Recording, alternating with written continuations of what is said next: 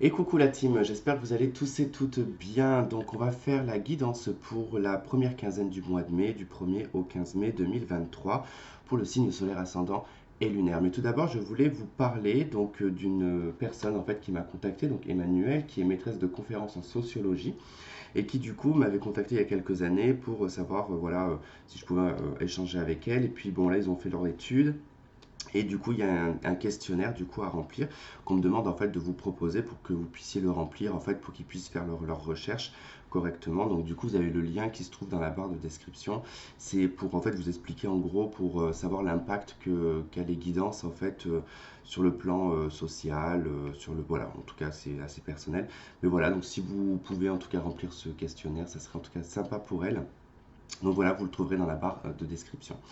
Et donc, du coup, on va attaquer les guidances pour la première quinzaine, du 1er au 15, pardon, et ce sera général et sentimental. Et donc, à de suite. Et coucou la team Vierge, j'espère que vous allez tous et toutes bien. Donc, on va faire la guidance générale et sentimentale du 1er au 15 mai 2023 pour le signe solaire ascendant et lunaire. Si vous avez besoin d'une consultation privée avec moi, vous trouverez mon adresse email dans la barre de description. Alors, on va procéder, on va faire ce que vous allez vivre en fait intérieurement, donc la vie émotionnelle, psychologique, comment vous allez ressentir la quinzaine, ce qui va se passer dans la matière, hein, vie domestique, professionnelle, on va voir ce qui va en ressortir, et la vie sentimentale. Et donc, on va attaquer sans plus attendre. Alors, pour les vierges, du 1er au 15 mai 2023, dans l'aspect émotionnel, pardon, intérieur, psychologique, comment vont-elles ressentir cette quinzaine?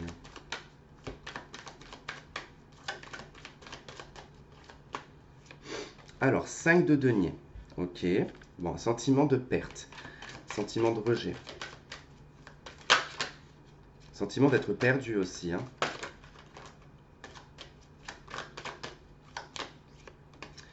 4 d'épée. En plus, elle voulait sauter, c'est marrant, tiens. Et elle est quand même venue. Bon. Quinzaine un peu difficile, les vierges.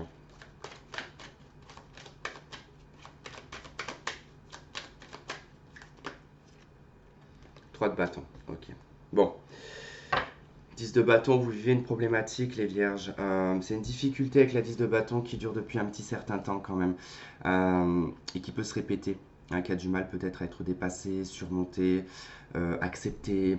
Ça dépasse peut-être même vos limites. Hein. Donc ça peut être nerveux aussi. Alors, on voit ici qu'avec la 5 de denier, vous avez un sentiment d'être mis ou mise de côté. Vous vous sentez seul. Voilà. Même si vous êtes entouré, vous avez un sentiment de solitude, vous avez le sentiment de ne pas être comprise, de ne pas être compris, de ne pas être écouté, qu'on ne vous comprend pas, que on vous analyse pas, que on n'a pas assez d'empathie pour vous, par exemple. Hein. Ça peut être ça, par exemple, dans une vie de couple ou dans une vie en colocation, peu importe. Vous avez vraiment le sentiment qu'on ne prend pas en compte vos besoins. D'accord? On voit qu'avec la 4 d'épée, vous êtes relativement très fatigué sur le plan mental parce que vous réfléchissez probablement énormément. Vous avez peut-être beaucoup travaillé aussi, vous faites peut-être beaucoup de soucis financiers. D'accord? Peut-être au niveau de l'argent, vous vous posez beaucoup de questions, beaucoup de. Ouais, vous êtes beaucoup tracassé. Vous ne savez pas comment agir parce qu'avec la 4 d'épée, on ne sait pas comment agir.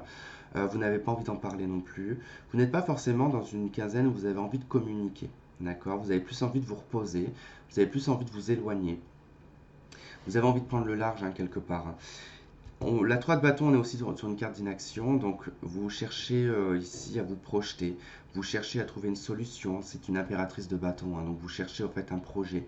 Un projet pour, pas forcément un projet, mais je dirais plus une solution à une problématique. Vous attendez peut-être des réponses à vos questions, peut-être par écrit, c'est possible. Mais voilà, vous allez devoir en fait pendant cette quinzaine réfléchir à comment élaborer les choses en fait, de ce qui vous fatigue, de ce qui vous met de côté, de ce qui vous fait perdre de l'argent aussi. Hein. C'est comment est-ce que je vais pouvoir me sortir d'une situation compliquée. Parce que là dans la tête on voit bien que 5 de denier et 4 de denier pour certains vous êtes vraiment à ras les pâquerettes au niveau financier. Et donc vous avez besoin ici de trouver une solution professionnelle ou des fonds. Peut-être que vous avez dû sortir une grosse somme d'argent et que vous ne pouvez plus bouger de chez vous parce que vous n'avez plus les moyens de vous faire plaisir. Voilà, se faire du souci parce que peut-être qu'on a eu une intervention chirurgicale et qu'on doit payer et que voilà, vous voyez, ça peut être dans des imprévus de la vie qui vous a amené en fait à cet état d'esprit. Alors voyons ce qui va se passer dans la matière.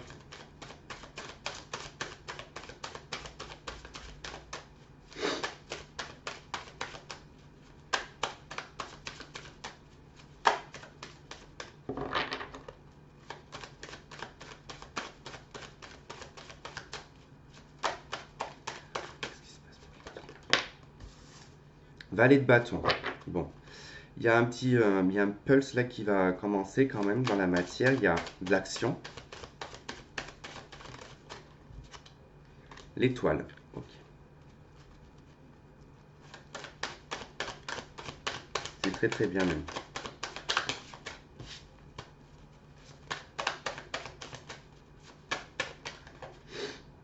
Et la papesse. Bon, 6 de denier en dos de deck. Alors, bon, au courant de cette semaine, voilà, si vous aviez eu des soucis, des tracas mentaux ici, hein, au niveau de la tête, bah, dites-vous bien que là, il y a une action, il y a un projet, il y a quelque chose. Alors, c'est petit, c'est pas énorme, d'accord, avec le valet de bâton. Alors, ça peut être un contact, d'accord, que vous allez avoir, une personne beaucoup plus jeune que vous. Il se peut que ce soit un petit projet. Ça peut être, alors ça peut être du travail, mais si c'est du travail avec le page de bâton, ça peut être un CDD ou un mi-temps. C'est pas forcément un temps plein et c'est pas forcément, enfin, c'est pas un temps plein et c'est pas un CDI. Généralement avec le valet, c'est plutôt un CDD, c'est plutôt voilà un temps partiel, ce genre de choses. Bon, quoi qu'il en soit, cette action, cette interaction, parce que ça peut être une interaction extérieure, ça peut être tout simplement un déclic aussi avec le valet de bâton. En tout cas, il y a prise de conscience et action. Donc on reste pas dans la stagnation. L'étoile, on parle de réalisation, on parle de prise de conscience, on parle de réalisme, on parle d'expansion, d'authenticité. Donc il y a quand même quelque chose qui sort de ce valet de bâton, quand même, qui est une compréhension, on sait où on va, et en fait c'est comme un cadeau, quelque part, hein. C'est-à-dire que même si vous êtes tracassé, il y a cette chose qui se débloque, c'est administratif, hein. Je vous le dis, c'est administratif. Donc si vous avez en fait une problématique ici, faut pas oublier qu'il y a Mercure rétrograde. Donc forcément, si vous aviez fait des demandes, des choses comme ça c'est retardé, ça prend du temps. Parce que Mercure rétrograde, généralement, voilà, il n'y a rien qui est communiqué correctement. Et il se peut que vous ayez des réponses dans la quinzaine, en fait, sur les domaines administratifs, contrats, peut-être la médecine aussi, tout ce qui est en lien avec des papiers, des factures, ce genre de choses, vous voyez. En tout cas, il y a quelque chose qui se règle dans ce sens-là.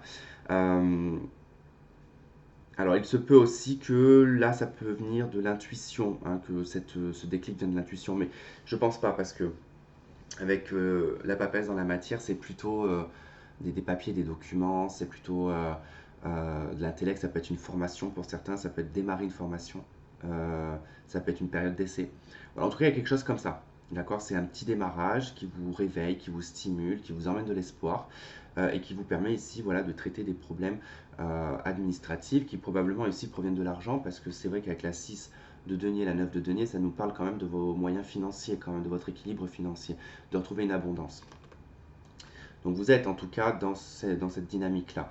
Donc pas d'inquiétude, s'il y avait un tracas, un souci concernant des papiers administratifs ou des demandes que vous attendiez qui vous met dans l'angoisse, vous allez avoir des réponses au courant de la quinzaine, voire peut-être à la fin de la quinzaine, d'accord? Peut-être sur le 15 mai, parce que je crois que Mercure arrête de rétrograder au 15 mai. Allez, qu'est-ce qu'on a dans le domaine sentimental? Ok, l'as de bâton. Bon, il y a un élan, vous entreprenez quelque chose, vous allez à l'action, vous êtes tout feu, tout flamme, vous êtes plein de passion. On a le monde, ouverture, ok. Ouverture aux autres, fin de cycle. Non, on arrive à l'apogée quelque part d'un cycle qui nous permet de passer à une autre étape. Et 4 d'épée. Bon. Il se peut que les vierges, vous preniez la décision au niveau sentimental, couple, célibataire, peu importe. Pardon. Ici, on voit qu'il y a une action, il y a un démarrage de votre part qui est quand même assez impulsif, qui est assez dynamique, qui est poussé par le côté passionnel, créatif de votre propre personne. D'accord? Ça amène en fait à ce monde. C'est-à-dire que vous avez envie de plus, vous avez envie de quelque chose de beaucoup plus grand, vous voulez passer presque même à autre chose, d'accord? Il se peut que là, vous viviez une situation de non-contact avec quelqu'un, que vous viviez une situation où on est en distance. On peut vivre ensemble, mais il n'y a plus rien ensemble. Vous voyez, c'est le cas. Bon, bah, vous passez à une autre étape. Soit par la communication et vous décidez de réparer votre couple, soit de stopper, hein, de passer à autre chose, mais de plus rester dans cette non-communication et dans cette fatigue mentale. Soit si vous êtes célibataire, en fait, vous arrêtez d'être dans la léthargie et d'être dans une forme d'ermite, vous voyez, parce que là, on voit bien qu'avec la 4 d'épée, il ne se passe rien dans votre vie sentimentale. Il n'y a pas de communication, il n'y a pas d'échange, il n'y a pas de contact. Et là, en fait, vous prenez la décision de vous booster, de vous mettre un petit coup de pied pour vous ouvrir aux autres, pour vous ouvrir au monde, en fait, et voir autre chose. Vous avez envie de voir autre chose, les vierges, dans le secteur sentimental. Et même si vous êtes en couple, vous avez envie de mieux dans votre couple. Vous avez envie que ça passe à une autre étape, que ça s'ouvre davantage, que vous fassiez peut-être plus de trucs en couple, qu'il y ait des activités ou quelque chose, mais on voit bien qu'il ne se passe rien avec la 4 d'épée. Et vous allez en tout cas mettre ce culot-là, vous allez mettre cet élan-là. Donc je pense pas qu'il y ait de séparation, j'ai pas le sentiment de ça, on verra avec la suite, mais j'ai plutôt le sentiment ici qu'on veut booster ou pousser un peu le couple à faire des activités, à faire des choses, vous voyez.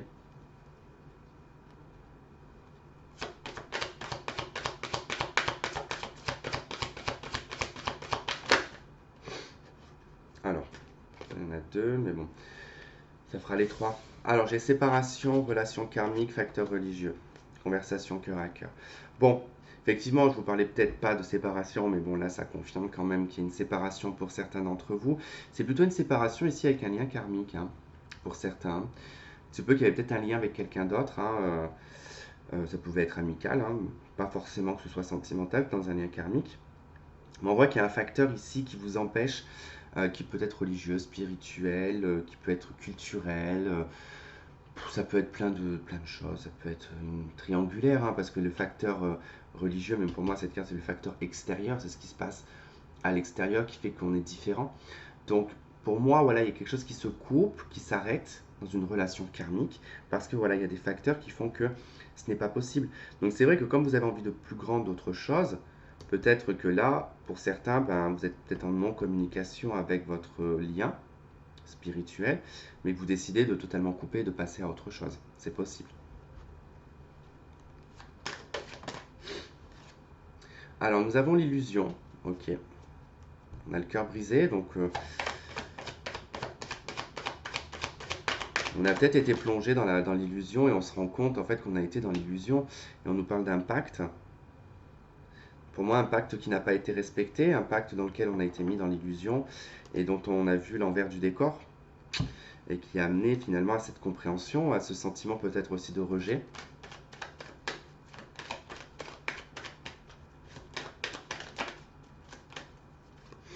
Nous avons l'addiction, l'obsession, l'écodépendance.